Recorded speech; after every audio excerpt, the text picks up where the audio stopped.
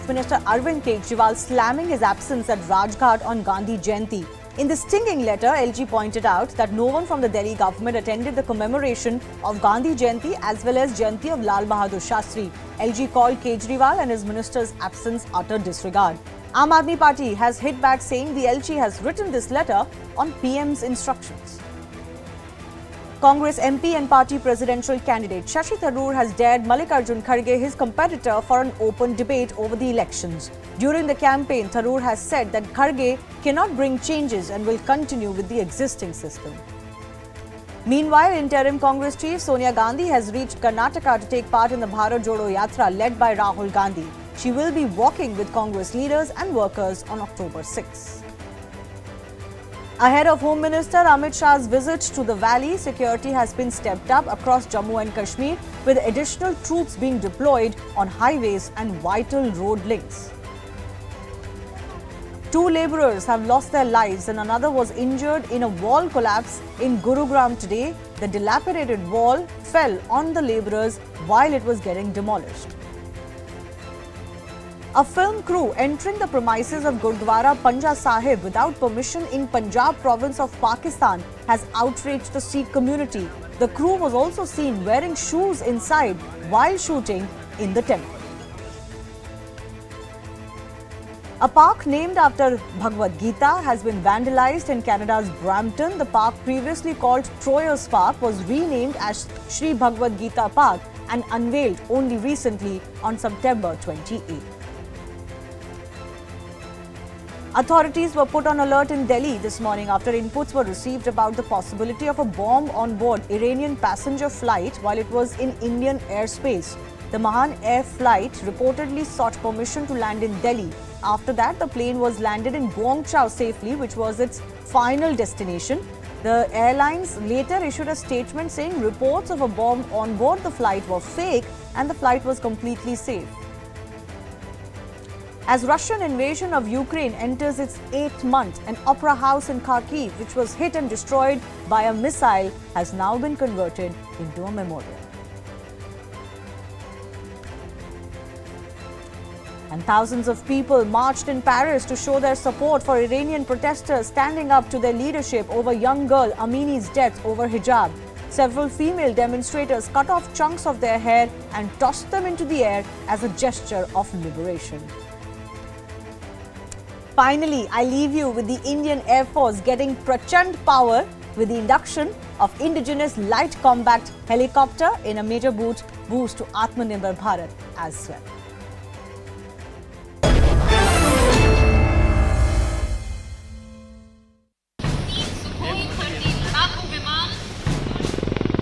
After the breathtaking display of exceptional piloting skills, the light combat helicopter is in.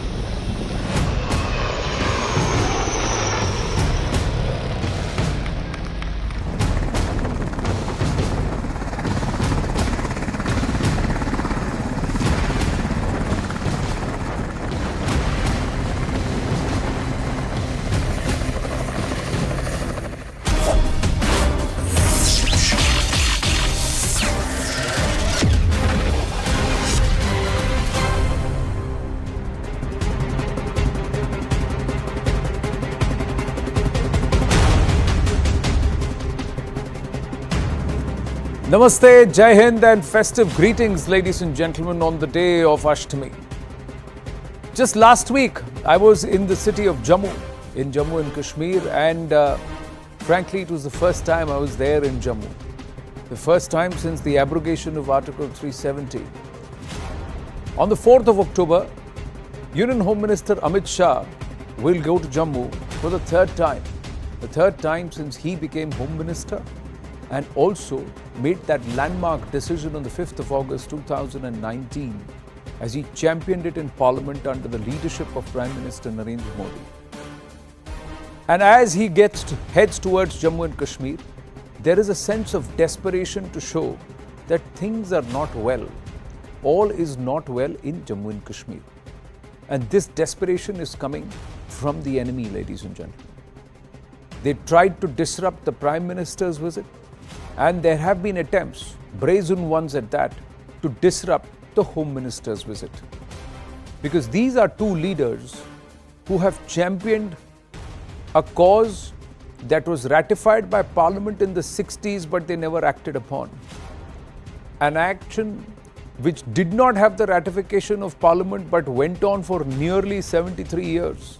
That is one nation, two constitutions. That was done away with, and giving Jammu and Kashmir its rights. Yes, it is now a union territory, but Jammu, which was largely neglected over the last 7 decades, is finding its own space. It is being pushed and being built into a smart city. There are investments coming there.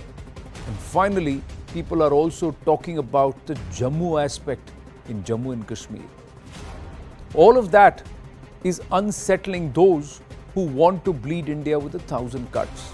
And we start with news just coming through. It's a Right Stand exclusive. Our investigations editor Manoj Gupta getting us these inputs ahead of the Union Home Minister's touchdown in Jammu.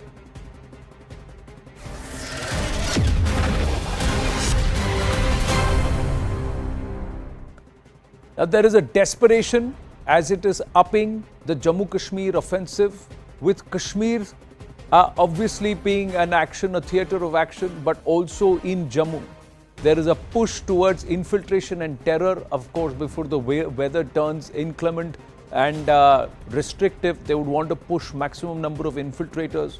The Udhampur blast probes have revealed a big arms inflow into the Jammu region also. Presence of RDX there has led to a huge understanding and perhaps acceptance among the security forces that yes, they have had a big crackdown, but there is a huge amount of arms and ammunition that's been funneled into India.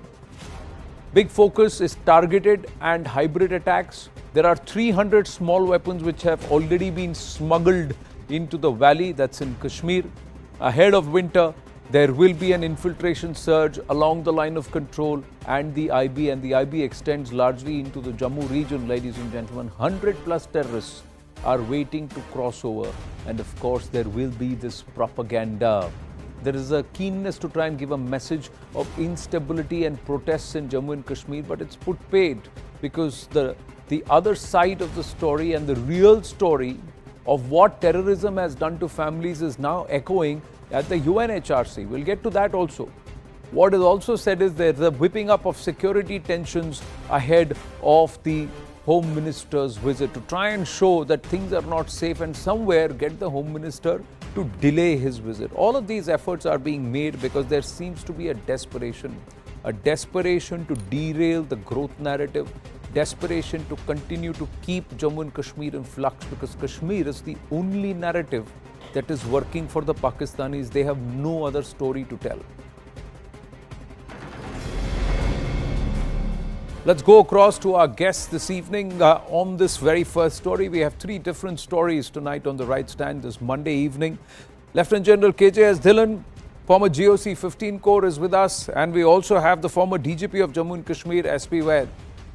I had the pleasure of meeting Mr. Vaid in person in Jammu just last week. And General Dhillon, I have seen him in uniform, in active duty on the 5th of August 2019, right at the thick of it all when 370 was abrogated. General Saab, let me start with you.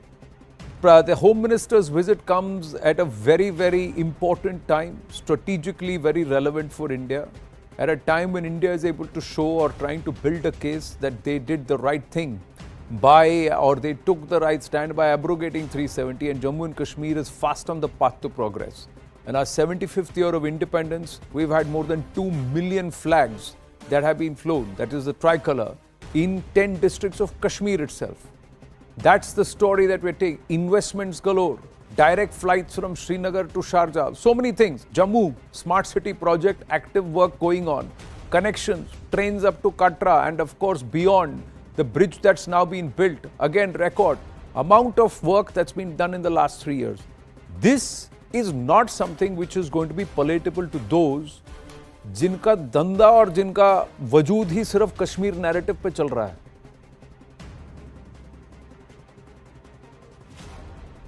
Good evening, Anand. And first of all, Happy Ashtami to all the viewers and greetings. Same to you, Now, sir. Thank you. Ji. You are absolutely correct in when you say कि उनका धंधा या उनकी दुकान बंद हो रही है. The people whose only narrative was Kashmir. Within Kashmir also, if you see the terrorism, this year approximately 155 terrorists have been eliminated, including few Pakistani terrorists in that. And the recruitment is also at its all-time low. Now this is rattling the masters in Pakistan as to why the Kashmir card is not being played up. And coupled with that, all the points which you gave of progress, of development, of happiness coming in Kashmir is not going down well with the people who are handling the Kashmir issue in Pakistan. And at the same time, the situation in Pakistan per se, may it be politically, diplomatically, economically or militarily, on all fronts the situation in Pakistan is very bad, and then they have only one way to look at, and that is towards Kashmir. Now, when their chips are down, when the terrorism is going down, people are not supporting the terrorist, the information to the police and the intelligence agencies is flowing. Now, this is rattling people out there. And on top of it, more than 3 years of abrogation of Article 370 has brought in so many good news to people of Kashmir and Jammu, as you said. Now, this is not the type of narrative which they were wanting. So having said, like I said earlier, now they are rattled and now they want to just in desperation do some acts at small parties or at places where people are unarmed, unguarded, and be relevant and be in the news. And let me assure you, having been part of the security apparatus and having been interacting regularly with the security people even today, this is not going to succeed. The team security forces in Kashmir especially is totally in control of the situation. The development is happening, the tourism is happening, and everyone is happy out there. So it's a matter of time when this narrative will fall flat on its face. Well, that time is something which is critical because we have lost enough and more lives. There have been so many families that have been ruined, and we've also seen a particular, 1 or 2 generations totally brainwashed and wiped into a false narrative. Dr. Jaishankar's IT versus IT jibe resounds, where India is talking about information technology, Pakistan is pushing international terrorism. It's like a karara tamacha on the face of the Pakistani establishment, Vaitsa. But for us, it's a cause for concern if buses which are just standing at parking or which are at some places explode and the explosive material that's found is RDX. It's a concern if terrorists and infiltrators have small arm weapons, and there are already a lot of them who are now moving and evolving into a hybrid form, where they will use any and every method to kill even 1 or 2 people, but to continue to strike fear and somewhere derail the peace story, the growth story. And a lot of it is happening now in Jammu. What's up? Yes, Anand, there is an effort to revive terrorism in Jammu region. You saw a few months back incidents in Poonch and Rajouri. Now this Udhampur. Earlier also, a few months back, there was a incident in Udhampur. And even the Udhampur incident, there is an effort to revive the old person who was convicted in terrorism act, and he has been recycled again and through social media reactivated. So infiltration attempts are being made all along the IB and LOC, but they are not succeeding. The army and BSF is very, very tight, but unfortunately this drone technology has added new dimension. We all know how drone technology is being used, or rather misused, to smuggle in weapons, drugs and other things. But before we talk of Kashmir, I just want you to understand what is happening in Pakistan. Today in Pakistan, people are questioning the establishment. Establishment, you understand, the deep state Pakistan army. I get amazed seeing some of the channels coming from Pakistan openly talking against the Pakistan Army establishment, questioning what has been taught to them in 75 years. Look at their economy. People are dying of hunger. Look at what floods have created so much of havoc. I think more than 3 crore people are without food and without shelter. Look at the condition of the overall situation in Pakistan. The Pakistan Army, there are divisions between the and this has happened after I think first time after independence that Pakistan, there are divisions today. There are 2 groups in Pakistan Army, one supporting Imran Khan, the other supporting the present government. So this is for them do and die situation. If this continues, I would not be surprised a day will come and people will revolt, and Pakistan establishment today they are questioning on the media, tomorrow it can be on the streets. So I see very bad time for them coming ahead. And the jibe of Dr. Jai Shankar, IT versus IT. I think I was watching some of the Pakistan channels, how it has been hurting them. And ultimately, new generation of Pakistan will definitely react to all this, what is happening. Because today world is connected so closely.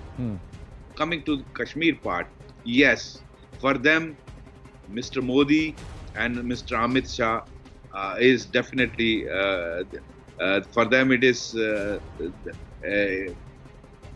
eyesore, and they, you look at the way the development is coming up in Kashmir Valley and Jammu region.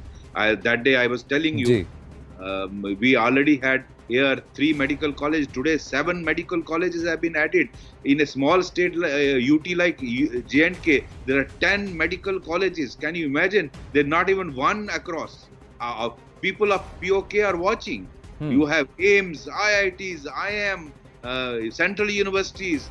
Look at the way the map is changing, the trajectory of development, the investment coming in, more than 50,000 amount has been promised already. 50,000 crores.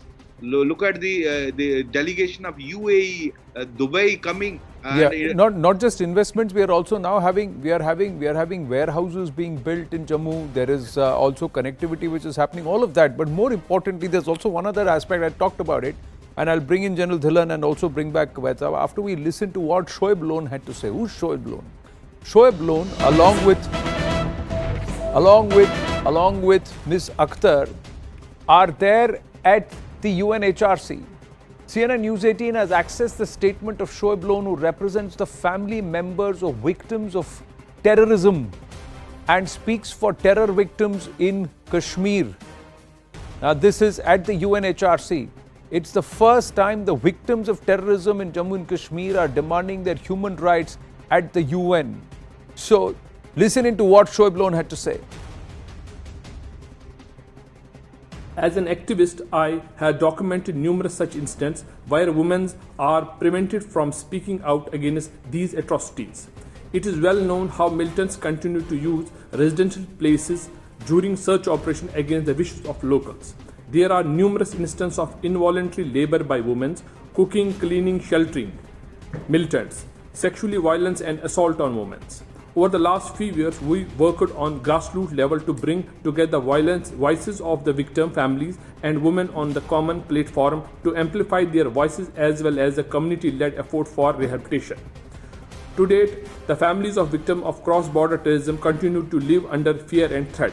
I have a strong faith in the international community role to address these challenges and an increase in coverage of these incidents with a specific focus on women and reporting about perpetrators who gradually created an environment that would keep such activities in check.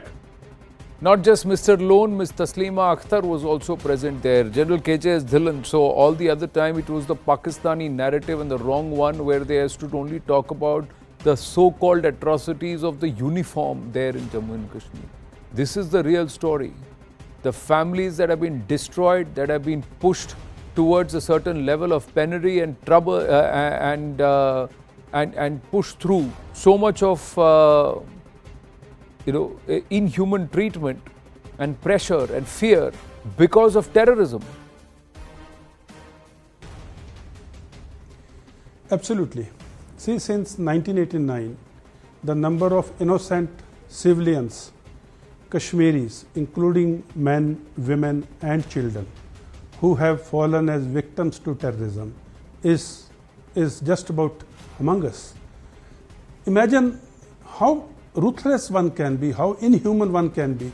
They shot a girl at point blank range and made a video of it. And then they circulated such videos on the social media. And then they're trying to scam, they're doing some sort of a pious thing. This is how the terrorist victims in Kashmir have had enough now. They are speaking out, and they're speaking out loud and clear. And this has happened post 5th of August 2019 because they got a voice now. And today the government's initiatives, the development, as my co-panelist just said, Mr. Vaid, this is what is hurting them. And he was talking about people talking against Pakistan Army on the media. In Pakistan occupied Kashmir, the videos, and in Balochistan, the videos which are saying, ye jo dahshat gardi hai, iske piche vardi hai. They're openly criticizing Pakistan Army for supporting terrorism on their own soil. The world knows that Pakistan is supporting terrorism on Indian soil and world over, but on their own Pakistan occupied Kashmir and Balochistan, it's the Pakistan Army which is being told by their own citizens. Now to take the attention away from it, they have to come back to Kashmir card. And the video which I just saw of Mr. Lone, I think the more and more sane voices which are coming up and boldly opening up in front of the camera against the sexual violence which has happened against the women of Kashmir by terrorists, the violence which has happened against the children and the women and the men, innocent people of Kashmiri origin and outside. I think this is a day has come where people are now speaking openly against it. No, and women have been, these terrorists have forced themselves, like you said, sexual assaults have happened. And every time we say, start counting the Pakistani bullets, start counting the Pakistani bullets and the lives claimed by them, and then you will know the true picture. Finally, that's being highlighted. It's echoing even at the UN. Mr. Vaid, final comment. Mr. Anand, I think this is a very right step government of India has taken. We must call the bluff of Pakistan. Pakistan portraying as if it is the savior of human rights, and Indian forces are committing human rights. Actually, biggest perpetrator of human rights violation is Pakistan, and it has made Kashmir as a battleground just to take its revenge of defeat of 1971 when Bangladesh was created. And its policy of bleeding India by 1,000 cuts. It's the cross-border terrorism which Pakistan is perpetrating. Because of that, how many people's homes have been destroyed, their lives have been destroyed, their businesses have been destroyed, children and women have been mutilated. I still recall that incident when assistant sub-inspector of police was killed. How his daughter was crying. You remember that video went viral all across the country. These rascals, we need to call their bluff and tell the world. And I think today, world understand is much better than it was in 1990 when any bogey raised by Pakistan of human rights would unnerve India. Today it is no more. India needs to put all these facts in front of the world. That is why you saw how FATF is tightening the noose, and Pakistan is where it is. Its economy today, it's because of that tightening. The international fund, all World Bank and IMF squeezing the money. That is why today the Pakistan's economy has reached where it is. As they're squeezing the money, we need to do something to eradicate these holes where these pests emerge from. Their breeding grounds where they are being bred, those camps, those bases also need to be eradicated. We don't need these pests coming into our soil anymore. We don't need to wait for them to come here into our house, into our soil, and then exterminate them. We have to make the cost of them stepping onto our soil so dear that they will not dare to step on with a nefarious intent. That's what we need to do, and perhaps that's the step that is required, that level of punitive action that needs to be taken. Gentlemen, it's always a pleasure speaking with you, and we'll speak at length. I look forward to you joining us over the course of the next 2 or 3 days of the Home Minister's visit. I have to move on because we've just got news coming through, latest big news from the national capital on PFI. And this is a Right Stand exclusive here on CNN News 18. The Delhi police has now taken action against the PFI. Delhi police has registered an FIR in the PFI case. The FIR has been registered in Shaheen Bagh. An FIR has been registered under the UAPA Act. And according to the Delhi police, the case was registered 3 or 4 days ago. Now, after the FIR, 3 properties of the PFI have been seized in Delhi. Properties have been seized under Section 8 of the UAPA. The first address is F30/1B, ground floor, Jayad Apartments in Delhi. N44A/1, Hilal House, ground floor. This is Abu Fazal Enclave in Jamia. And then you have B27/2. This is Tehri Manzil in Jamia. Now, according to the FIR, PFI used to carry out suspicious activities from these offices. So 3 offices that have been now sealed. The third one is in Jamia. There is one more in Jamia at the Abu Fazal Enclave, and there is one at Jayad Apartment, F30/1B. That's the first one. It's a ground floor. So there are 2 ground floor apartments, and then there is a B27/2 in Tehri Manzil in Jamia again. And these offices, the Delhi police has searched these properties and now have seized and sealed them, ladies and gentlemen. How did the PFI get to acquire such properties and run their operations right bang in the national capital? Did the Coverfire lobby go easy on them is a question that rings, not just in Delhi, from Kerala to Bihar to Kota in Rajasthan to Delhi, so many other places. On the PFI crackdown, we have the former IPS officer Gopal B. Hosur and Yashovardhan Azadji joining us this evening. But before we go across to them, here is some more information that we have on the PFI ISIS Connect. This is some more information on the PFI ISIS Connect, and this is an organization, and this is the information that we have courtesy of investigations editor Manoj Gupta. 21 PFI ISIS entities have been identified. 21 plus, in fact there is one more. It's not 22 identities that have been identified, and they're all PFI, and these are all among the top most wanted list of the Daesh, the ISIS. So 22 PFI cadre are among the most wanted across the world for Daesh or ISIS cadre as ISIS cadre. One of them is Mohammad Samir, resident of Valapatnam, Kannur, Kerala, joined the ISIS in 2015. Earlier PFI sub-divisional convener. He is killed in the Syrian war zone fighting for ISIS. Mohammad Shajil, he is a resident of Munderi in Kannur, Kerala, joined ISIS in 2016. Earlier PFI's local hit squad, many criminal cases, killed in Syria fighting for ISIS. Also, there is Safwan Pukutil, who is a resident of Ponmundam in Malappuram, Kerala, part of Omar al-Hindi's ISIS module in Kerala. He was arrested in 2016. He's been convicted. He's a graphic designer, part of PFI's mouthpiece Tejas Daily. Then you have Manshid Mahmood Kunnumal. He is a resident of Chokli in Kannur. He is also Omar al-Hindi's ISIS module, convicted with Safwan in 2016. PFI member overseas wing for 12 years. He's an area reporter of the PFI Intel department. Then Khaja Mohiddin, he's a resident of Kadalur in Tamil Nadu. He was arrested by the NIA in 2020.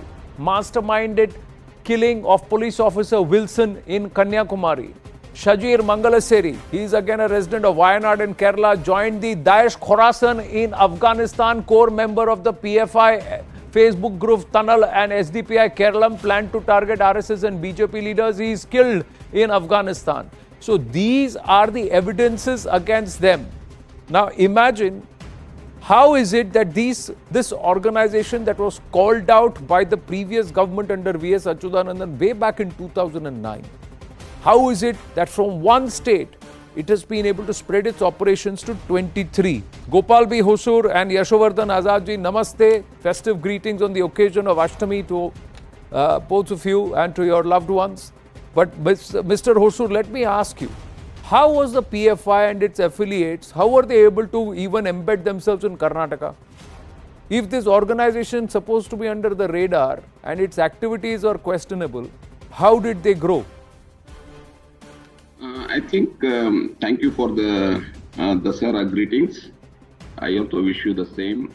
And thank you for getting me onto this panel along with one of the distinguished police officers of the country, Mr. Yashovardhan Azad. Coming back to your question on how Karnataka got into the PFI fold, let me begin from 2005. 2005, we had an attack on the Indian Institute of Science. Sabauddin from Bihar brought Abu Hamza from Karachi right up to Bangalore Indian Institute of Science, carried out a massive attack. Fortunately, only unfortunately, one professor died. A couple of them were injured. In fact, they anticipated more people to be injured. 2008, we started investigating the Bangalore serial blast. And if you look at the serial blast in India, 2008 was the most important year when serial blast took place across this country. And while investigating the 2008 blasts, a major general from Srinagar, who incidentally happened to be my classmate, rang me up and said that they had an encounter on the border of Pakistan in which 5 people were killed, 1 escaped, and in the pocket of one of the killed was a local bus ticket of Bangalore city. My God. And that actually opened up our eyes as to how this has happened, because all the 5 people killed were from Kerala. They were trying to pass over to Pakistan. So we started investigating, and then we soon realized that Kannur, Malappuram, Nilambur were the epicenter of the PFI activity. In fact, in those days, the PFI was formed somewhere in 2006-7 by merging 3 organizations of the southern states. It is basically a South Indian phenomena which spread thereafter to 23 other states. So they had infiltrated into the society or the minority society to such an extent that it actually, the serial blasts and the Indian Institute of Science attack opened our eyes to the militant designs of this organization. So it is a long story to tell, but nevertheless, Karnataka got engulfed in PFI activities. Thereafter, we saw a series of murders that were taking place of high-profile Hindus or people who were leading the Hindu leaders of the state. In fact, in one of the cases, 3 prominent people were planned to be killed, including the present one union minister, a very famous journalist, and also now a sitting MP. But for the investigation agencies across the country coming together, this nefarious design of the PFI would not have been detected. They take different shapes, different names, different they take different stands, and the outside society looks at them as if that they are fighting for the cause of the Muslims. The biggest disservice done to the Muslims of India, in my opinion, is by the PFI. By the PFI. And I think today the Muslim community has come to realize it, and carefully they have distanced themselves from that. So this is in brief the way in which Karnataka got engulfed in the PFI activities, and more so the southern states. Right. Right. You very brilliantly elucidated your point of view and how since 2005 there were alarm bells that should have gone ringing. But then they should have been curbed into their activities and limited to those 2-3 states and even in those pockets. Now, we should not have had a Gaza street. We should not have them walking around and trying to celebrate the Mopla riots on the streets of Kerala. Yashwardhan Azad ji.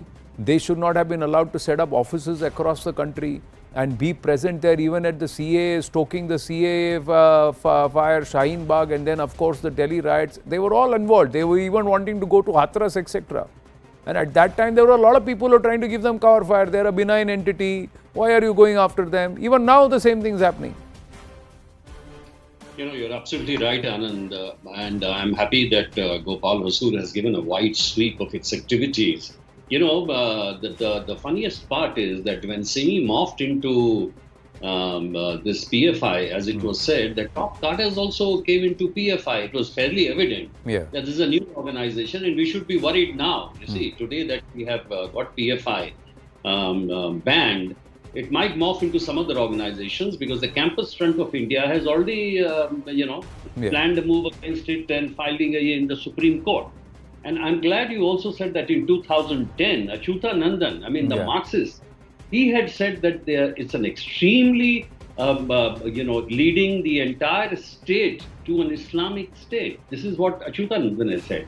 And then again, a Congress government in 2012, led by Oman Chandi, I think. They were the ones who had said that DGP had gone to the High Court and he had said to the High Court that this is nothing but another Simi and should not be allowed to do the freedom parade because it has all the elements of subversion, etc., etc. And the High Court, by the way, agreed. Now, the question is, why it was not allowed was, of course, as you know, sometimes it's the weak political leadership, sometimes it is appeasement, sometimes it is whatever. But there were always reports about the PFI indulging in various activities, as a result of which it reached about 20 or 22 states. And mind you, the best part, it should have been banned on that day 2 years back also. When you remember that the PFI cadres and the SDPI, 17 of them were arrested while they made the attacks on two police stations in which 67 policemen were injured. Now the question is, in Delhi, for example, Delhi riots, you were just mentioning, and rightly so, Delhi riots or Shaheen protests or the Hathras, the funding of the PFI was fairly evident. Correct. Number two, it is also clear that the PFI funding has been coming from the Muslim countries and other countries. Now, per se, Anand, it is okay. You can raise money anywhere. But they are coming through Hawala channels. And what is that money is being used for? So when under Section 8, you can notify such properties where such activities are going on, where subversive literature is coming, where you had evidence of the meeting. This is true that this is the first time a nationwide crackdown. And after a real strategical thinking about the whole thing and the planning, this has been done, and that is why it has been possible. And I'm glad that NIA, unlike the CBI, has the all India jurisdiction, and that is the reason why the success has been achieved. Now, after the soup, the last point which I want to say is the NIA has to be careful about three things. You see, you've talked about one of the most important things we were talking about is the radicalization done by these on various digital platforms and the various people who beat into ISIS cadres. And they were claiming that no, they are not our members. This is happening from Kerala, and that's not ours. The NIA must nail it down that they were actual members of the PFI, which proves that they were indulging in totally terrorist activities. No, in these cases, Yashwardhan ji, what happens is, even in the cases of forced conversion, induced conversion, where the Kerala High Court turned around and coined the term love jihad, it's the Kerala Christian Forum that first came around and said that the girls from the Christian community are being targeted by this group. It was not even the Hindu groups who came out and said. It is the Kerala, clergy there among the church who have come out and now said these guys are even indulging in narco jihad. That means they are getting the girls addicted to drugs and then converting them and radicalizing them and sending them off. And the ISIS widow story that was done on the News 18 platform, where they are all locked up in a jail in Kabul, these 5 of the 8 are all converted. And they are so radicalized that gone beyond repair that it's a danger for them to come back into India, because they say they'll continue their aspect of evangelization or for the sake of jihad. proselytization. So that's the level to which they have so far gone, and they're all connected to this PFI offshoot, that is Satya Sarani. And they went to great lengths in the courts to fight that just one case of Hadia, so that the remaining 900 get brushed under the carpet and they get smothered all around. So this is all there for everybody to see. Now, Abhi, I've just got more information. This evidence suggests that the PFI center in Karunagapalli, Pudukkavai, in Kollam, was actually used for weapons. This is what we are given to understand. The police had raided it 6 months ago, but Kerala police did not move further in the case. They actually just submitted a report to the court and left it there. More than 200 youth from within and outside the state were actually being given arms training at the center. The training was held on the 3rd floor of the building. And what they did is they put on rubber mats there on the floor, and rooms were made soundproof. The raid was carried out on the instructions of the state ATS. The police had submitted about this entire center a report to the court, and the NIA sealed the center in Pudukkavai day before yesterday. That's what's happened. So they have only recently sealed this place, but for 6 months nothing had happened, even after a report submitted in court. Now this inaction is a problem, Mr. Hosur. How can there be inaction unless there is somebody who says, let it be, they work for us? There has to be a certain amount of political gain that is considered over national security, appeasement that's considered for political furtherance at the compromise of or at the cost of national security. Yeah, I 100% agree with you that there needs to be a political consensus in the fight against terrorism. You take the example of Israel. In Israel, there are multiple parties which form the government or which are in the political sphere. But when it comes to the national security and integrity, whatever may be the dispensation of the party, they all come together and there is a consensus on the fight against terrorism.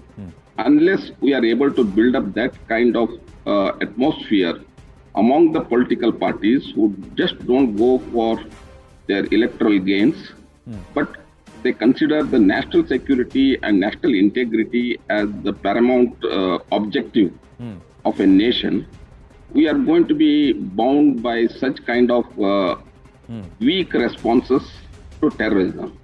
See, this radical and violent nature of PFI has been known for quite some time. It only took now, the time now came when the government of India took a very affirmative, positive action against the PFI by collecting incontrovertible evidence for a period of time. Now, all this needs to stand the test of scrutiny of the courts. And I'm sure, as Mr. Azad rightly mentioned, NIA with its expertise and sweep across the country has collected sufficient data, sufficient information, both digital and otherwise, and the money trails, which will ensure that the PFI is buried once for all. Only one word of caution would be that they will change their marks as it happened to the Simi, as it happened to the Indian Mujahideen, how the Simi elements got into the Indian Mujahideen, how they established their collaboration with foreign terrorist agencies who are inimical to India. So that needs to be guarded in future. See, there is a larger civilizational angle and aspect which we do not have the time to get into today, because there is a thought continuum that many authors have also listed. It starts from the 9th century onwards and it continues even into the 21st century. But as before we wind up, final word, Mr. Azad, the fact is that if this organization had been nipped in the bud, it wouldn't have emerged as a threat to society and also to Bharat as it is today. I always draw this anomaly that or this parallel where or simile that वो अवैध building बनती है ना, आपको पता है ये गलत बन रही है, जब बना रहा है तब पैसे खाते हैं, तब बनाने देते हैं, फिर सारे 10 मंजिला खड़ा हो जाता है, वहाँ भर जाता है, उसके बाद उसको तोड़ने जाते हैं, उसमें भी वहाँ पे और भी कोई लाभ देखता है. It's the same phenomena here. You're absolutely right, and one feels very depressed with these developments, that how much of cost the nation pays for this inaction. and this kind of an hesitation.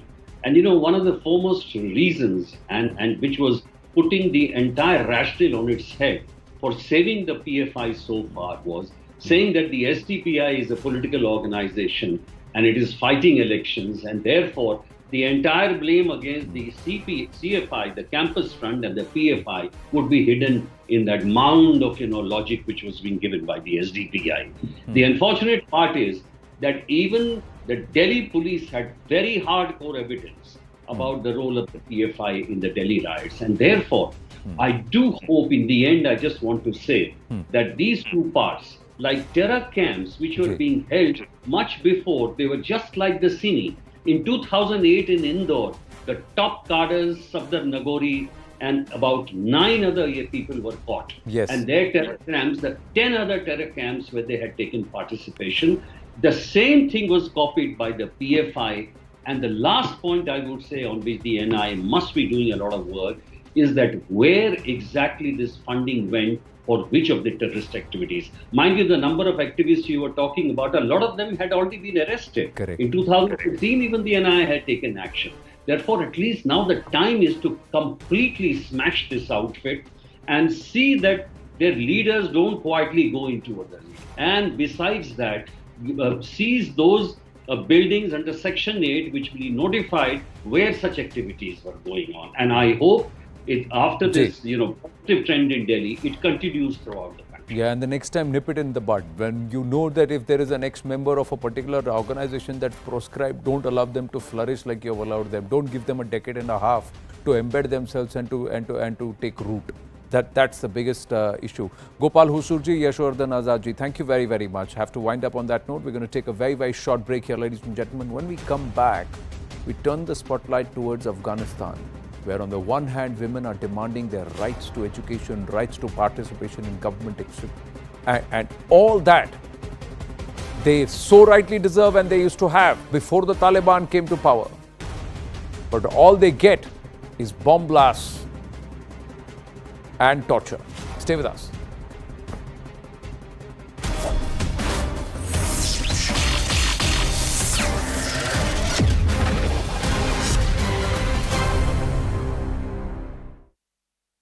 One in Rajouri, that's in Jammu, and another in Baramulla in the valley, where there's in every likelihood he's going to announce Scheduled Tribe status to people of the Pahari community. Now,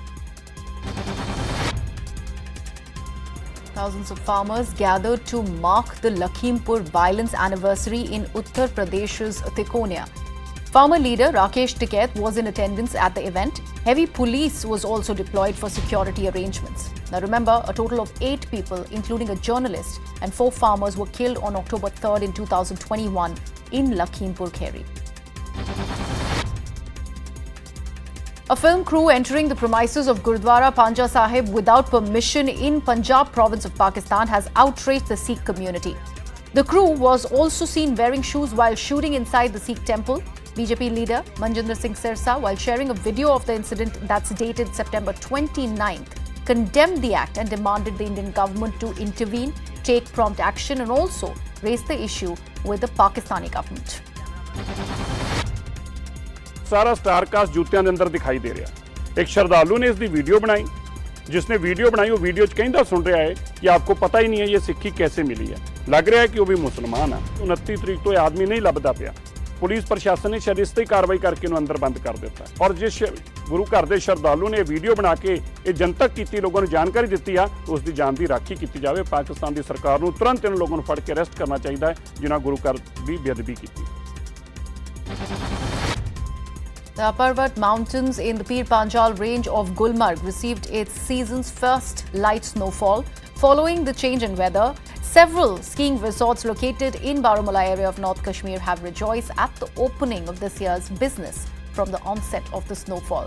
The snowfall is the sign of the beginning of winter in the valley. 2 labourers died and another one was injured in a wall collapse incident in Gurugram today. The dilapidated wall fell on the labourers while getting demolished. With one injured sent to the hospital, efforts are currently on to evacuate the other labourers. One person died and several others were injured as a passenger bus fell into a roadside ditch in Jammu and Kashmir's Udhampur district. The unfortunate accident happened in the wee hours of the morning. The injured were shifted to the hospital where they are undergoing treatment currently. 7-year-old child died during treatment after getting critically injured in an e-scooter blast in Mumbai's Vasai. A case has now been registered and further investigation has been initiated by the Manikpur police station. A fire broke out at a Durga Puja Pandal in Uttar Pradesh's Bhadoi district on Sunday evening, injuring more than 50 people and also killing a 12-year-old boy, unfortunately. According to the district magistrate, the fire started due to a short circuit. The fire brigade, however, brought the fire under control in an hour's time. As the Russian invasion of Ukraine enters its 8th month, an opera house in Kharkiv, which was hit and destroyed by a missile, has now been converted into a memorial. My colleague Sanjay Suri with his ground report. This year behind is a memorial to those who died fighting and to those still fighting for Ukraine, fighting bloody battles and very difficult battles. And beneath that memorial, all around it, the sandbags and the flowers between them say just about everything that needs to be said about Kharkiv today. Not many people walk by these flowers anymore or stop to look at them. Most people who lived around them have left. No tourist steps by to set eyes on them. But quite obviously, a lot of Kharkiv's gardeners have not left, and they are no more immune to missiles than anyone else.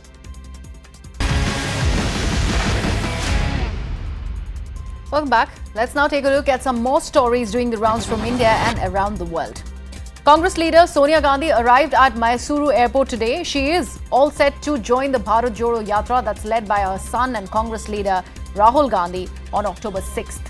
Currently passing through BJP-led Karnataka, the Yatra is in its second stage and is all set to move with its 125 designated Yatris from Mysuru this Thursday. Security has been stepped up across Jammu and Kashmir with additional troops being deployed on highways and vital road links.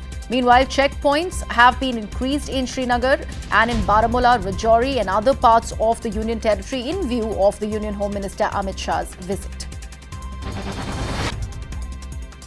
Ahead of Union Home Minister Amit Shah's visit to Jammu and Kashmir, there's been tremendous security which has been deployed across the Srinagar as well as other districts. Clearly, Mr. Shah is going to hold two rallies, one in Rajouri, that's in Jammu, and another in Baramulla in the valley, where there's in every likelihood he's going to announce scheduled tribe status.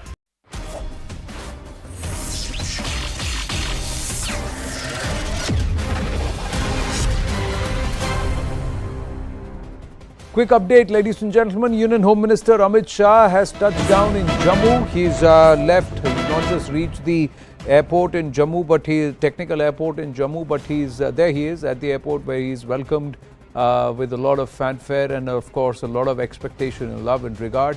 You have the Honorable LG Manoj Sinhaji, who's there to greet him at Jammu. He has already reached Raj Bhavan. We are given to understand these are visuals coming in from Raj Bhavan, where he's, after touching down at the Jammu airport, he was received by the Honorable LG, and you also have the MOS PMO Dr. Jitendra Singh also with him as he's reached Jammu. Udhampur is Dr. Jitendra Singh's constituency. At 11 a.m. tomorrow, the Union Home Minister Amit Shah will be addressing a massive public rally in Rajouri. And this will be the beginning of his 3-day visit. He's there tonight. There will be a lot of conversations that will happen. He is undertaking, he'll also be going to Vaishno Devi and to pay his respects to there. And that will be sometime after the rally tomorrow in Rajouri. That's at 11 a.m. So it's a packed schedule for the Home Minister. It's his third visit, 3 days, third visit after as Home Minister and also after the abrogation of Article 370. We want to move on quickly and bring you up to speed to what is happening over in Afghanistan, ladies and gentlemen. It's shocking and it's a cause for worry for all of us, where 50% of the population is being denied its basic rights not just of education, rights of also liberty, rights of participating in government and of course in public life. Women have taken to the streets in Afghanistan against the Taliban, and the Taliban has only responded with brutality. So much so it's shocking and it's painful that of the 53 people who were killed in a school bombing in Kabul, 48 of them were women and girls and children. So that's the kind of brutality that's also now being meted out. There is no justice. Look at those visuals where Taliban are actually dragging women, pulling them with their burqa and their hijab and their veils, and also beating them up. This is the kind of treatment that is being meted out on the streets. The women have decided that they want a say. They want a say in how their nation progresses, what their nation does, and they cannot be denied. We've got Mursal Nurzai joining us, activist and deputy chair lady in the Jung Union CSU. She's joining us from Germany. Mursal ji, namaste. Very, very shocking visuals that are coming through, but women have said we have had enough. These false promises won't last, and we want what is our right.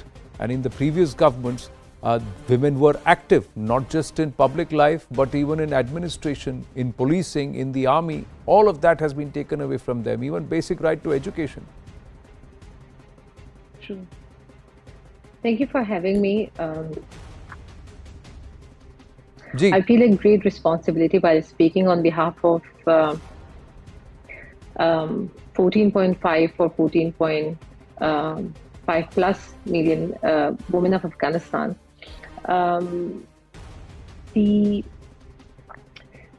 The tragedy of the story is right now that we do not know who to protect our people from. Right? The tragedy of the story is that we do not know whether you are probably well aware that no one has, in the recent event of the attack that happened 3 days ago, no one has taken the responsibility, neither Al-Qaeda nor the ISIS group or Taliban. Almost 14 months ago, when Afghanistan was taking over, when Taliban was taking over Afghanistan, and Afghanistan was undergoing a very hard phase again to be handed over to these extremist mindsets. A lot of Afghans, myself, we were saying, and we were emphasizing on the fact that Taliban has not changed. We were emphasizing on the fact that the history is going to repeat itself, and women and children going to survive. And not only women and children of Afghanistan, but the men and the young generation of Afghanistan are going to survive, are going to suffer from such events and from such brutal handover of Afghanistan to such extremist groups. A lot of people were thinking, or a lot of people were hoping that this Taliban, or this is the 2.0 version of Taliban, and they will allow women of Afghanistan to go for education. The children and the youth of Afghanistan will have a better future under their administration, and that it will be a different Afghanistan. I was opposing this ideology. I not only me, but a lot of the activists and my colleagues, we had discussions on this, that how blind one can be to think on the fact that such extremist groups can change themselves. Now, let's come back to the facts that what has happened the last 14 months. We have seen no progression, but today's Afghanistan is an Afghanistan that has gone back or set back 100 years, how it was 100 years ago. The women of Afghanistan are not allowed or are not set free to go for education, to work, the children of Afghanistan are terrorized mentally. The men of Afghanistan are forced that if they support their females, they will be taken in custody and they will be beaten up. Not only that, we can see that these kind of attacks are happening again, focusing on some. The last attack was in the western region of Kabul, in a educational institute of Taj, or forgot the name, Kaj. Focusing, or at least portraying, that it was it has focused to kill a Shia minority in Afghanistan. Yes. What is the impact of such kind of attacks? Let's first of all let's look at the facts. Those were students. Those could be the future of Afghanistan, where they were they could have come out of the university and become engineers and make Afghanistan probably a better Afghanistan future, right? The second thing is they were students. Why were they attacked? Why? What can you achieve by demolishing, attacking, destroying, killing children and vulnerable students? Yeah. Well, I can only see at this point of time that, okay, you do not want this nation to be educated. You do not want the youngsters, the youth of this country to progress, so that tomorrow's Afghanistan will be in better hands. The third thing, that you want to increase the fear in the hearts and minds of people and parents, so they must not send their children to such institutes to get education. And and now no one is taking the responsibility who has attacked that institute. A lot of the times we discuss about that Taliban, Al Qaeda, Khorasan, or let's say the Haqqani groups are probably they come under the same umbrella, or whether or not they are having disputes on who is taking over the power and who will be in charge of the country. Well, they might have their disputes, but to my understanding, they all work together. Yeah. And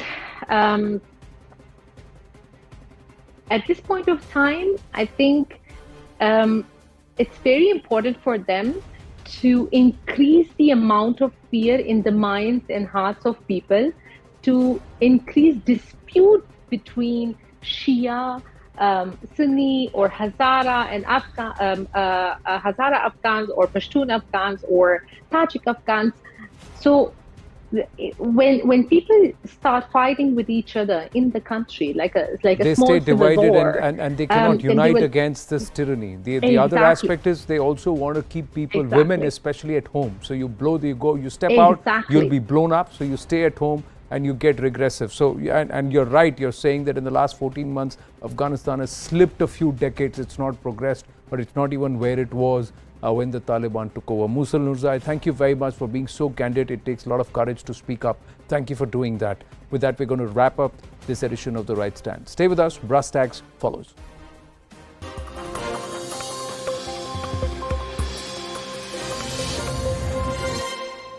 Good evening, this is Brass Tacks. I'm Zakir Jacob. A delegation of Kashmiris has spoken at the United Nations Human Rights Council in Geneva. They have completely exposed how Pakistan, with the help of local as well as foreign terrorists who crossed the border, has been carrying out mass killings over the last 40 years. And in this, both Kashmiri Muslims and Kashmiri Hindus have been affected. Even after the abrogation of Article 370 a couple of years ago, the number of terror-related incidents may have come down, but the threat is very much real, as was seen just yesterday in Pulwama on the eve of Home Minister Amit Shah's visit to Jammu and Kashmir. The question is, with what face will Pakistan now say that what is happening in Kashmir is indigenous, it is a local problem, and that it has nothing to do with the state-backed export of terror that Pakistan has been indulging in for the better part of the last 3 decades.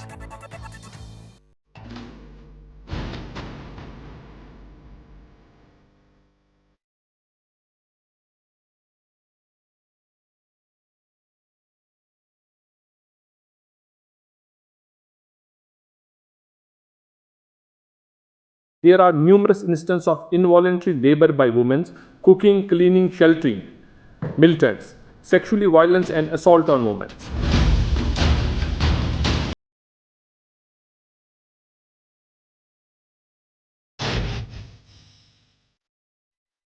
All right at the top, let's try and listen in to the full statement of one of the activists from Kashmir who spoke at the United Nations Human Rights Council, Shoaib Lone. This is what he said. Let's play out the full 1-minute clip and then we'll go across to our guests. As an activist, I have documented numerous such instances where women are prevented from speaking out against these atrocities. It is well known how militants continue to use residential places during search operations against the wishes of locals. There are numerous instances of involuntary labor by women, cooking, cleaning, sheltering, militants, sexually violence and assault on women. Over the last few years, we worked on grassroots level to bring together voices of the victim families and women on the common platform to amplify their voices as well as a community-led effort for rehabilitation. To date, the families of victims of cross-border terrorism continue to live under fear and threat.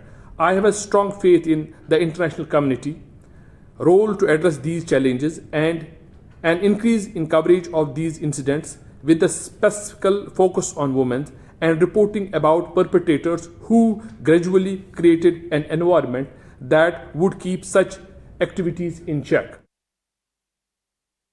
All right, I want to go across to our guests now. What is the significance of this Kashmiri delegation at the UNHRC? The body itself has been accused of being biased in the past. Will this move the needle at all in terms of the conversations in the Kashmir Valley? Let me go across to our guests who are joining us. RP Singh is BJP spokesperson. Majid Haidari, senior journalist, joining us. Dr. Tara Karta, former director of the National Security Council Secretariat, will be joining us.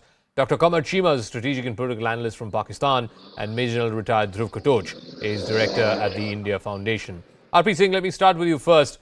What is the purpose of this entire exercise when many in Kashmir feel that the UNHRC itself may be a biased body? We had a report by the UNHRC under the presidentship of the former chief of the UNHRC, Michelle Bachelet, which came out earlier this year, which India described as fallacious, as tendentious, and trying to build a false narrative. So if the whole organization itself is biased, and it is, of course, Pakistan is always rescued by its fair weather friends, whether it's China or Iran, then what is the point of this entire exercise then?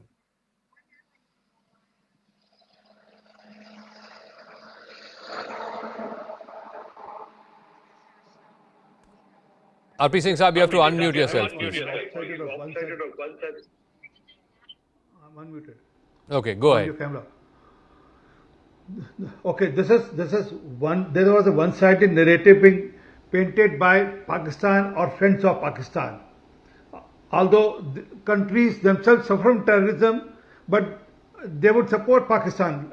Countries like Turkey and Malaysia would support Pakistan. But now, people within the country who have suffered terrorism from India, they go and speak out. Let them tell the world how Pakistan is abetting terrorism for their objectives.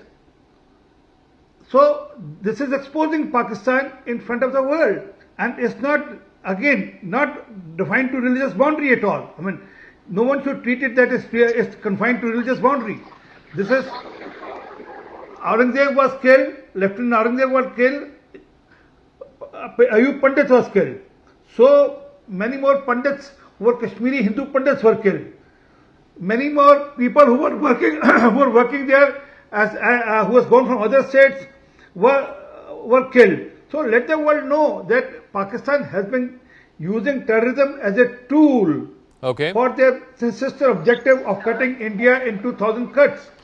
Majid Haidari, the fact is that there have been victims of terrorism, and I think RP Singh is right, not just Hindu victims, but even Muslim victims of terrorism. So when people like Shoaib Lone speak up there at the UNHRC, it does raise very, very serious questions as to Pakistan's role in fomenting, aiding, financing this terrorism from across the border.